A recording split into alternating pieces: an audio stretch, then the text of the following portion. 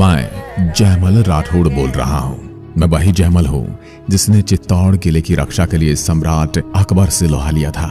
मैं वही जयमल राठौड़ हूँ जिसके पैर घायल हो जाने के बाद कल्ला राठौड़ के कंधे पर बैठकर मैंने युद्ध लड़ा था।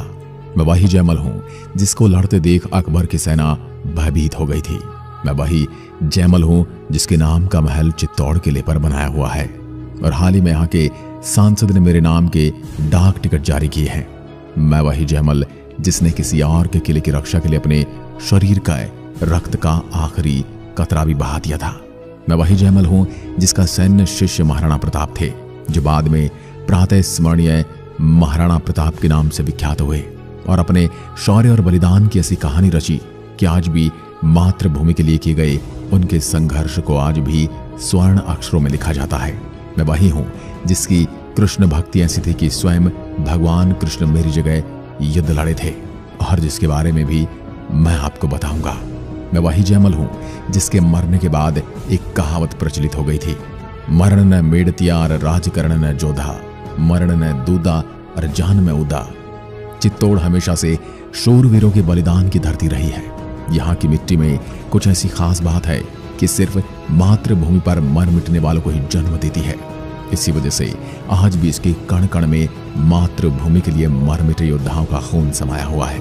उन योद्धाओं में एक मेरा नाम भी गिना जाता है और मैं अपने आप को अत्यंत गौरवान्वित और सौभाग्यशाली महसूस करता हूँ कि मुझे इस मिट्टी के लिए न्योछावर होने का सौभाग्य प्राप्त हुआ। जर्मन विद्वान काउंट ओनार ने अकबर पर जो पुस्तक लिखी उसमें मुझे लायन ऑफ चित्तौड़ के नाम से उपाधि दी गई। मैं आज आपको मेरे जन्म से लेकर अकबर के युद्ध तक की सारी कहानी बताऊंगा। साथ ही ये भी बताऊंगा कि मैं तो मेड़ता का शासक था, फिर चित्तौड़ की रक्षा का भार मेरे कंधे पर कैसे आया। मेरा जन्म अश्विन शुक्ल 11वीं सदी 1564 तदानुसार 17 दिसंबर 1507 शुक्रवार के दिन हुआ था। सन 1544 में मैं 36 वर्ष की आयु में अपने पिता राव वीरमदेव की मृत्यु के बाद मेड़ता की गद्दी पर बैठा। पिता के साथ अनेक विपदाओं व युद्ध में सक्रिय भाग लेने के कारण मेरे में बड़ी बड़ी सेनाओं का सामना करने की सूझ थी और उस वजह से मेरा व्यक्तित्व भी निखर चुका था और उसी कारण मैं राठौड़ों में सर्वश्रेष्ठ योद्धा था। उस समय जोधपुर पर मालवदेव राठौड़ का राज था। मेड़ता के प्रति जोधपुर के शासक मालवदेव के वैमनस्य को भांपते हुए मैंने अपनी सीमित साधनों के अनुरूप सैन्य तैयारी कर ली। जोधपुर पर पुनः कब्जा करने के बाद राव मालदेव ने कुछ वर्ष अपना शासन सुसंगठित करने के बाद संवत 1610 में एक विशाल सेना के साथ मेड़ता पर हमला कर दिया। अपनी छोटी सी सेना से मैं मालदेव को पराजित न कर सकता था, अतः मैंने बीकानेर के राव कल्याण मल को सहायता के लिए 7000 सैनिकों के साथ बुला लिया। लेकिन फिर भी मैं अपने सजातीय बंधु के साथ युद्ध कर और रक्तपात नहीं चाहता था, क्योंकि मालवदेव भी राठौड़ ही थे। इसलिए मैंने राव मालदेव के साथ संधि की कोशिश भी की, लेकिन जिद्दी मालदेव ने एक न सुनी और मेड़ता पर आक्रमण कर दिया। पूर्णतः सचेत वीरों ने अपनी छोटी सी सेना के सहारे जोधपुर की विशाल सेना को भयंकर टक्कर देने पीछे हटने पर मजबूर कर दिया। स्वयं मालदेव को युद्ध से खिसकना पड़ा। सिर्फ ये एक युद्ध था जिसमें मालदेव को पीछे हटना पड़ा, और बाकी ऐसा कोई युद्ध नहीं था कि जिसमें मालदेव स्वयं पीछे हट गया हो और वो युद्ध हार गया हो। युद्ध समाप्ति के बाद मैंने मालदेव से छीने निशान मालदेव को राठौड़ वंश का सिरमौर मान उसकी प्रतिष्ठा का ध्यान रखते हुए वापस लौटा दिए। इस युद्ध को लेकर एक कहानी है कि जब मालदेव युद्ध के लिए आया था तब मैं भगवान कृष्ण की भक्ति कर रहा था और कृष्ण भक्त बहन मीरा का भाई होने की वजह से मैं कृष्ण का बहुत बड़ा भक्त था और मेरे सैनिकों को यह साफ निर्देश थे कि जब भी मैं भक्ति पर बैठ जाऊं तो कोई भी आकर मेरी भक्ति में व्यवधान पैदा नहीं करेगा।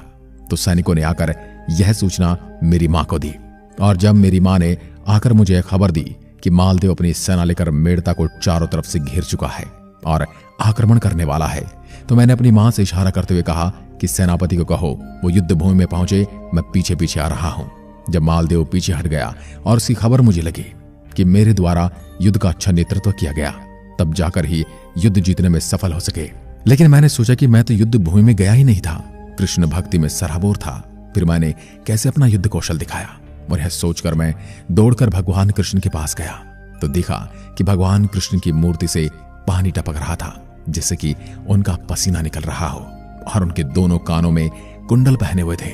उनमें से एक कुंडल गायब था और बाद में मुझे यह कुंडल युद्ध भूमि में मिला, यानी कि श्री कृष्ण मेरी तरफ से युद्ध लड़ने के लिए गए थे, ऐसा माना जाता है।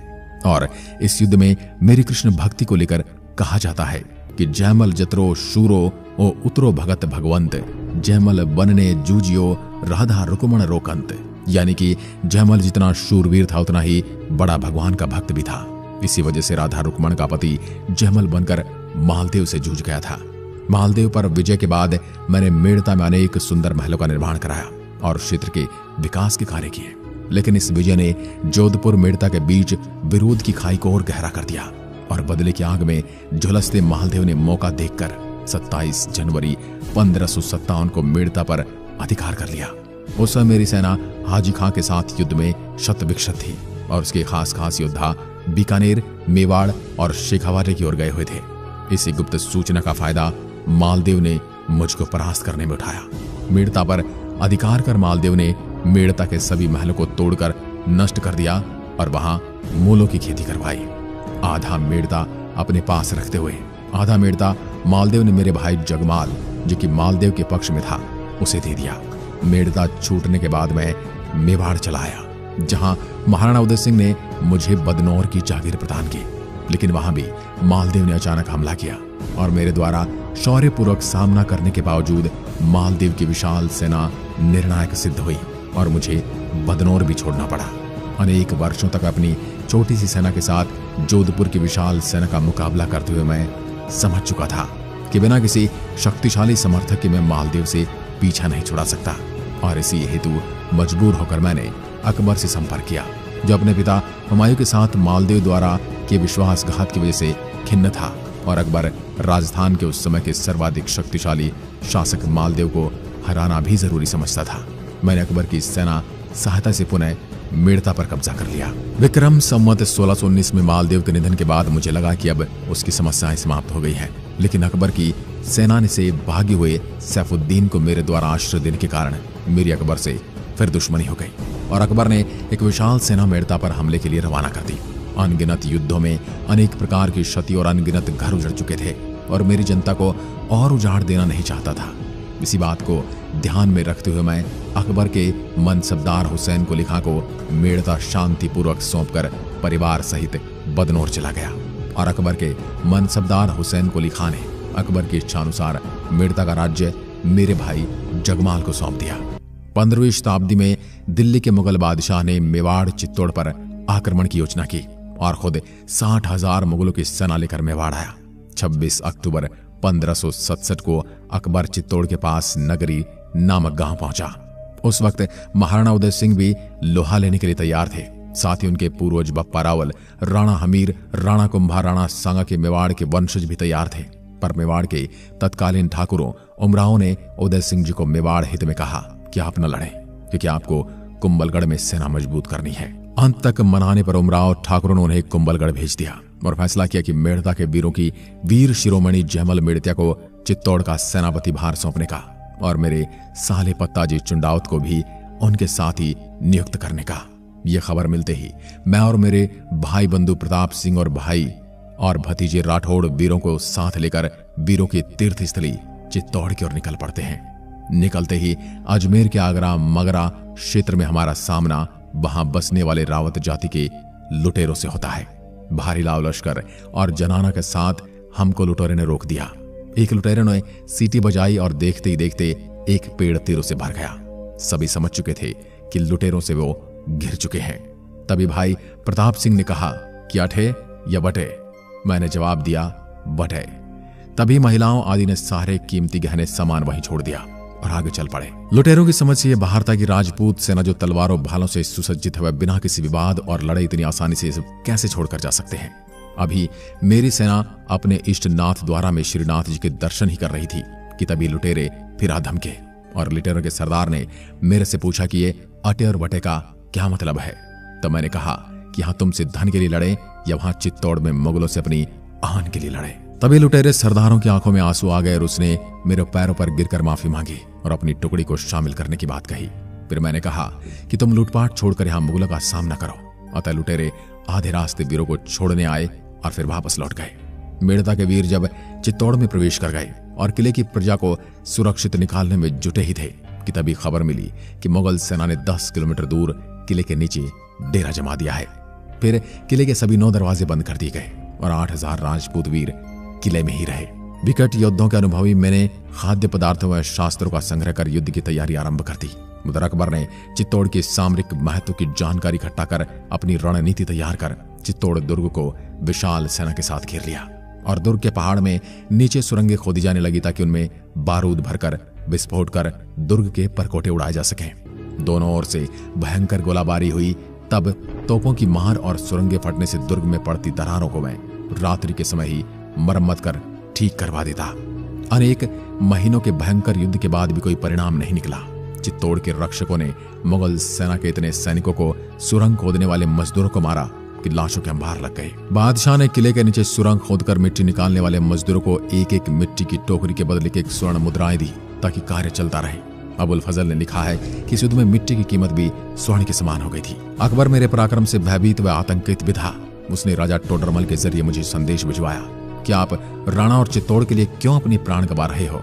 चित्तौड़ दुर्ग पर मेरा कब्जा रहने दो। मैं तुम्हें तुम्हारा पैतृक राज्य मेड़ता और बहुत सारा प्रदेश भेंट कर दूंगा।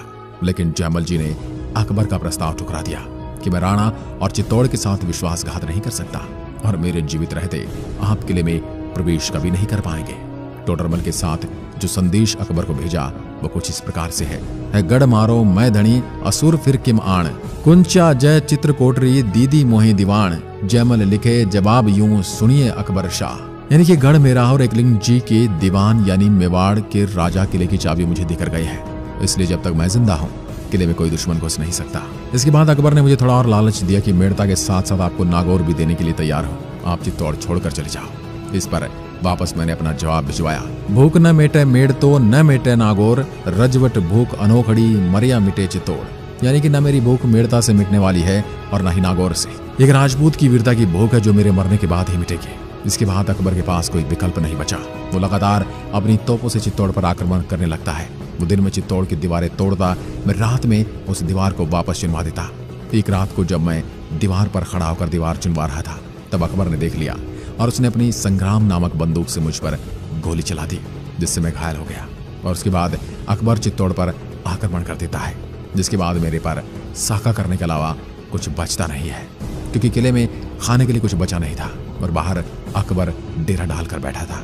उस समय फूल कंवर के नेतृत्व में जौहर किया गया, जो कि पत्ता चुंडावत की पत्नी थी और मेरी बहन थी। उसके साथ ही पत्ता की मां ने भी जौहर किया और 23 फरवरी 1568 की रात को एक ज्वाला किले से उठती है, जिसमें 13,000 रानियों ने अपने छोटे छोटे बच्चों के साथ जौहर किया और धधकती हुई आग में रानियां कूद पड़ी। इन आग की लपटों को देखकर अकबर के सिपाही सलार समझ गई कि जौहर की आग है और राजपूत केसरिया करने की तैयारी कर रहे हैं। सुबह हुई जब पुरुष सर पर केसरिया पगड़ी बांध कर लड़ने को तैयार हुए। इन सब शूरवीरों को देख मेरी आंखों में आंसू आ गए कि मैं कितना बदनसीब हूं कि घायल अवस्था में होने की वजह से मैं इसे लड़ाई में भाग नहीं ले सकता। इस ऐतिहासिक पल का मैं भागी नहीं बन सकता। इस व्यथा को देखकर मेरा भतीजा आ गया, जिसका नाम कल्लाजी राठौड़ है। उन्होंने कहा कि आप मेरे कंधे पर बैठकर युद्ध लड़े। इस तरह मैं इस युद्ध में उतरा। मैं कल्लाजी राठौड़ के कंधे पर बैठकर रणचंडी का आह्वान करके चल पड़ा। मेरे दोनों हाथों में तलवारों ने बिजली के समान चमकते हुए शत्रुओं का संहार किया। हमारे शौर्य को देखकर अकबर आश्चर्यचकित हो गया। कल्लाजी के कंधे पर बैठकर युद्ध लड़ा, इसी वजह से कल्लाजी राठौड़ को 4 हाथों का देवता भी कहा जाता है। इस प्रकार में चित्तौड़ की रक्षा करते हुए दुर्ग की हनुमान पोल व भैरव पोल के बीच वीरगति को प्राप्त हुआ, जहां मेरी याद में स्मारक आज भी बना है। साथ ही पत्ता भी इस युद्ध में काफी बहादुरी से लड़े और वीरगति को प्राप्त हुए। उस दिन मेवाड़ के वीरों ने ऐसी वीरता दिखाई कि महज 8,000 सैनिकों द्वारा शाम को 4 बजे तक 48,000 मुगल सेना को काट दिया गया। अकबर ने किले पर कब्जा तो कर लिया, लेकिन सिवाय राख के उसे कुछ न हाथ आया। और इस युद्ध के बाद अकबर को किले में कुछ नहीं मिला। उससे खिसियाकर उसने किले पर बहुत बड़ा नरसंहार किया। उसने 30,000 मासूमों को गाजर मूली की तरह कटवा दिया और उनकी मीनारें चिनवा दी। इतिहास में चित्तौड़ पर 2 ही बड़े नरसंहार हुए हैं, जिसमें एक खिलजी ने किया और दूसरा अकबर ने किया। इस युद्ध में मेरे और पत्ता के मरने के बाद भी हम अमर हो गए। किसी दूसरे के किले की रक्षा के लिए इस तरह मर मिटने की गाथा भी आप राजस्थान के सिवा और कहीं सुन नहीं पाएंगे। मेरी और पत्ता की इस बहादुरी से अकबर बहुत प्रभावित हुआ और बाद में उसने मेरे और पत्ता की मूर्ति अपने आगरा के किले में बनवाई, जिसके बाद में औरंगजेब ने तोड़ दिया। और इन काफिरों की मूर्तियां यहाँ किसने लगवाई हैं, ये कहा। जयमल बढ़ता जीवने पत्तो बाएं पास, राजपूत चढ़िया हथियां चढ़ियो जस आकाश। सनातन, मुसलमान, अंग्रेज, फ्रांसीसी, जर्मन, पुर्तगाली आदि अनेक इतिहासकारों ने जयमल जी के अनुपम शौर्य का वर्णन किया है। इस युद्ध में मेवाड़ की सेना ने अपने खून पानी की तरह बहाया था। किले के रास्ते पर खून के धौरे बहने लगे, लेकिन इन वीरों ने अपने कर्तव्य पथ को नहीं छोड़ा। इन वीरता को शब्दों में समेट पाने के मैं काबिल नहीं हूं। आपको इन वीरों के बारे में क्या कहना है, कमेंट में लिखकर जरूर बताएं। और साथ ही आपको बता दूं, ऐसे वीर कभी मरते नहीं हैं, ये मरते मरते अपना नाम इतिहास में अमर कर जाते हैं। कुछ ऐसे ही थे जयमल राठौड़, लेकिन हमारी ऐसी विडंबना रही है कि ऐसे शूरवीरों और पराक्रमियों का हमारे स्कूलों की किताब में कोई उल्लेख नहीं मिलता। इसी के साथ इस वीडियो को यहीं पर विराम देते हैं, और ऐसी वीडियो देखने के लिए हमारे चैनल को सब्सक्राइब जरूर करें और साथ ही बेल आइकन जरूर दबाएं, ताकि आने वाली हर वीडियो का नोटिफिकेशन आप तक पहुंचता रहे।